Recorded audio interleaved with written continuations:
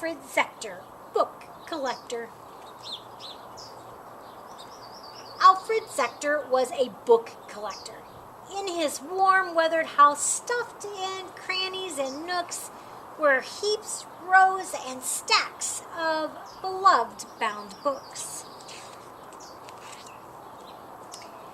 As a child, young Alfred just longed to belong, but each time he tried, something always went wrong. He was lonely and shy, this bright, dreamy boy, till the day he discovered that books brought him joy. Time flew and stacks grew, every shelf overflowing. As Alfred got older, his collection kept growing. Alfred's cabinets were crammed with novels, not dishes.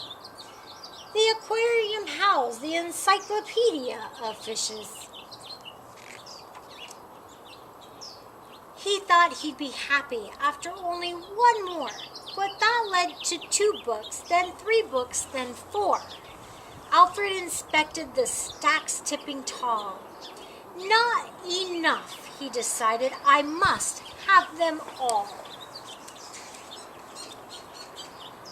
His home on the hill was soon stretched at the seams, but Alfred was close, oh so close to his dreams.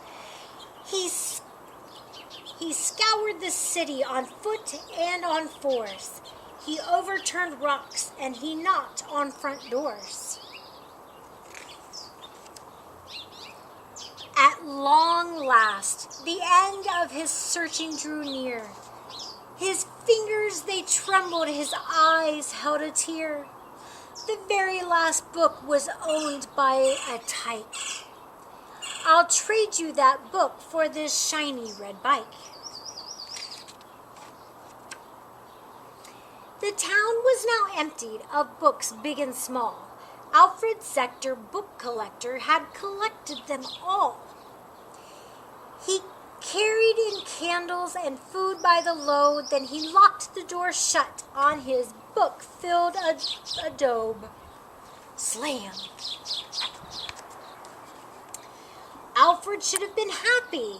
His dream had come true, but something was missing. Now what do I do? Tick, tick, tick, talked the clock on the wall. Well, of course, said Alfred, I must read them all. Days became weeks, and months became years. Alfred read everything from Seuss to Shakespeare. Meanwhile, life for the people without books had become quite dullish, plain dreary, and wholly humdrum. Conversations were bland, and bedtime was a bore. There were children who never been read to before. Then one fateful day, Alfred's last book was read. As he pondered the story, thoughts itched in his head.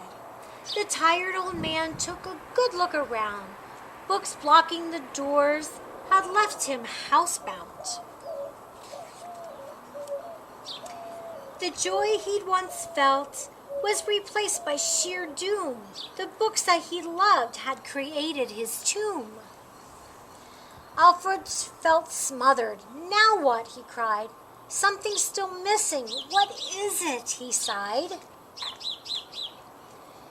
Alfred shuffled and shimmied up the tall chimney stack. He emerged out the top of his weed-woven shack.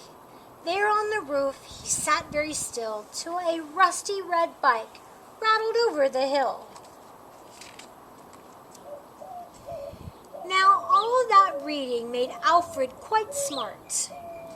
Thoughts sprang from his head and then spread to his heart. I figured it out, Alfred called from the thatch. Excuse me, young man, here's a gift for you, catch. Alfred felt giddy and free as a bird. There's more where that came from. Go spread the word. Alfred gave books to the young and the old. He laughed and he smiled as stories were told. Once again, folks were reading all over the town, in bakeries, on buses, and trees upside down. Surrounded by friends, Alfred Zector declared the best kind of books are the books that are shared.